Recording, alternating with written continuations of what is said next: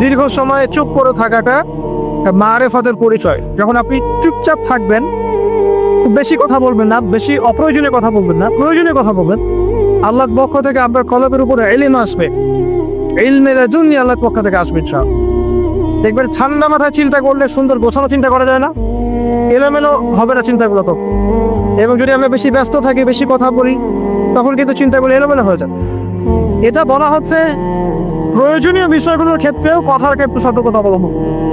তাহলে অপ্রয়োজনীয় যে কথাগুলো আছে, যে গীবত, পরনিন্দা, পদচর্চা, অহেতুক মিউজিক শোনা বা অহেতুক কাব্য চর্চা, অহেতুক উপন্যাস, এগুলোর কি মূল্য আছে? তাও যখন প্রয়োজনীয় ক্ষেত্রে আল্লাহ পাক বলছেন আলাইকা বিতুলিস সামতি, তোমার উপরে দীর্ঘ নীরবতাকে ওয়াজিব করে নাও, তাহলে অপ্রয়োজনীয় গাল গল্প, আড্ডাবাজি, যে আমরা চায়ের দোকানে করছি, ক্যারাম খেলতে খেলতে করছি, লুডো খেলতে খেলতে করছি, অহেতুক আড্ডাবাজি করছি, ফ্রেন্ড সার্কেল একত্রিত হলে অনেক অহেতুক গল্প হয়ে যায়।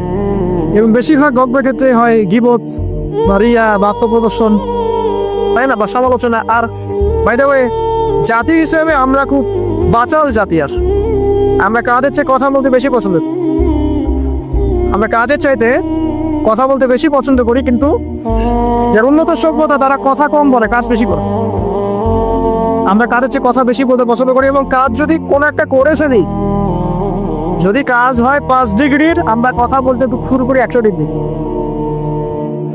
ভাবখানা আমাদের এরকম। তো আমাদের এই জাতিগত পরিবর্তন আনতে হবে, কথা কম বলি আমরা, আল্লাহ পাক কাজ বেশি করা তৌফিক দান করুক। এবং কথা যখন বলবো সেটা যেন প্রয়োজনীয় কথা হয়। আর যদি কোনো অপ্রয়োজনীয় কথা হয়েও যায় কোনো জায়গায়, একটা দোয়া পরে উঠবেন, ইনশাল্লাহ কাফারা হয়ে যাবে। এটা বেশি জরুরি না? এটা বেশি জরুরি।